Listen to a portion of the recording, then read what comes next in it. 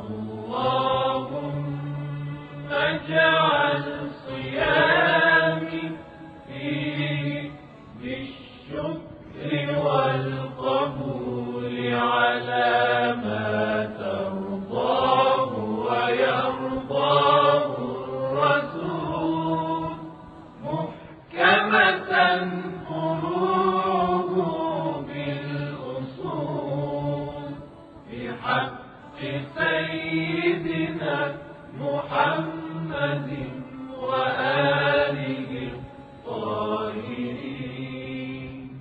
والحمد لله رب العالمين. O Allah, on this day make my fasts worthy of appreciation and acceptance, according to what pleases you and pleases the Messenger, the branches being strengthened by the roots, for the sake of our leader, Muhammad, and his purified family. And praise be to Allah, the Lord of the worlds. أعوذ بالله من الشيطان الرجيم بسم الله الرحمن الرحيم السلام عليكم ورحمة الله وبركاته. Well, here we are, the blessed 30th of the month of Ramadan, the last day of the fasting of this month, the last day to gain the easy reward of Allah, the last day to enter and enjoy the divine banquet of Allah. We've gone through a lot of different discussions over these last 29 days. We've mentioned a lot of things. We've said a lot of quoted a lot of verses, referred to a lot of hadith. We've thought about a lot of things. And I hope and pray that myself, first of all, and all of you have actually had a change of heart within these 30 days. That we've done our best to change our character, to mold our lives against that of the Prophet and his noble family and the respectable companions. And that we've done something better for our own akhirat, our next life. Because who knows if we will be here next year in this blessed month of Ramadan. Allah could decide to take us right this very minute, tomorrow, next week, next month. We don't know if we'll be alive.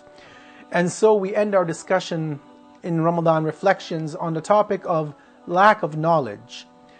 Now, many verses of the Quran speak about knowledge. The Prophet of Islam began the religion with Iqra, read, a command to seek knowledge. The Prophet told us, go as far as China to seek knowledge, climb mountains of ice to seek knowledge, and so many other traditions that come to mind. But I want to just end our discussion today because this is the last day of Ramadan. We're all preparing for the festivities. Tomorrow, the day of Shawwal, the day of Eid, the day of feasting, of festivities, of celebrations. But let us not lose the momentum of the month of Ramadan, and let us, inshallah, take this last message that we have to heart, and let us try to imbibe this important message contained within this lengthy tradition. This tradition tells us the following about people who lack knowledge, who are ignorant, who are in the state of jahalat.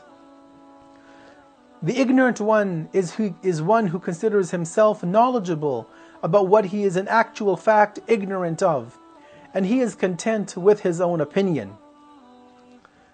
We see in this tradition right off the bat that the ignorant one thinks himself to be knowledgeable, he thinks himself to be a wise, smart person, but in actuality, as the Imam says, he's actually completely ignorant of everything that he thinks he knows something about.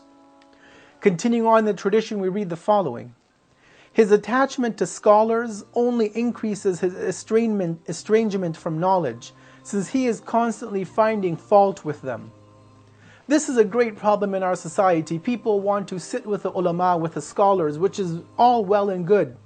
But many times we have ulterior motives. We sit with the sheikh or the sayyid of our community, not to gain from his knowledge or not to gain from her knowledge as a female scholar, but no, we want to find fault with them. We read something in the book, we Googled something, we heard a YouTube lecture, we think we know something, and we know that our alim, our scholar in our community might not know this particular fact. And so rather than asking him, we test him, we try to make fault with him, we try to show him up that we know something that he doesn't. Imam Ali says that this individual, his company with the scholars only increases in his estrangement with those scholars because he's trying to find a fault in them, something which is not advisable for any of us. The Imam then says in the third portion, he deems invalid the views of those who oppose him, and that which he does not understand he sees as fallacious.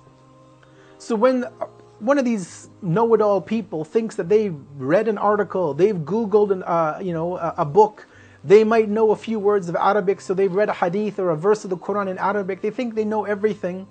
Now those who don't agree with their views, they try to invalidate them. If you don't agree with me, it's my way or the highway. These individuals, these ignorant people, these ignoramus people of our society, when they see something they don't understand, they just pass it off as being a lie, as being a myth, because they lack the knowledge to understand these realities. They have very superficial knowledge given to them from a book, from a weekend school, from a Google article. Imam Ali then continues, he says the following: if he comes across something that he does not know, he denies it and falsifies it, saying, I have never heard of this, or I do not see that as possible. Again, this individual thinks himself to be too smart. When something comes across he has never heard before, when he's never read it in a book, he doesn't humble himself and say, oh, this is something new I've learned. I never knew this fact of the religion. I never knew this existed. No, he tries to deny it. He tries to falsify it. He says, I've never heard of this. What are you talking about? I never read this hadith. I've never heard this ruling from a scholar.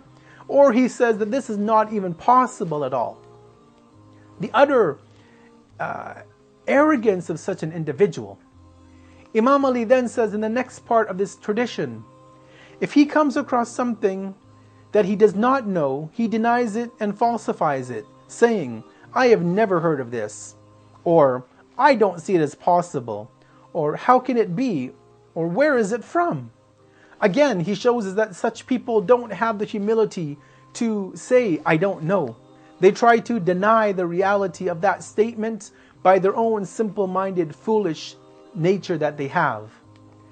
And then the Imam says the following in continuation of the tradition.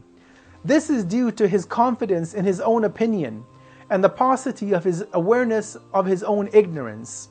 Had such an individual known their own limitations of knowledge and what they know, they would have realized that they don't know everything in the world that there is to know, that there are things that they don't know. Because as the Quran clearly says, above everyone who has knowledge is one who has even more knowledge. And so a person who knows ABC doesn't think that the rest of the alphabet exists, but there are so many more letters to know. So he, because of his own ignorance, thinks that he is at the pinnacle. The last portion of the hadith, and we'll end with this, and we end this blessed month of Ramadan and these 30-day lectures, is the following statement from Imam Ali. For this reason, he is attached to what he sees as beneficial from his own mistaken opinion, and as a consequence, he denies the truth, remains confused in his own ignorance, and is too proud to seek true knowledge. In this 30th day of the month of Ramadan, let us ask Allah that we do not fall victim to be those who are trapped by our own ignorance.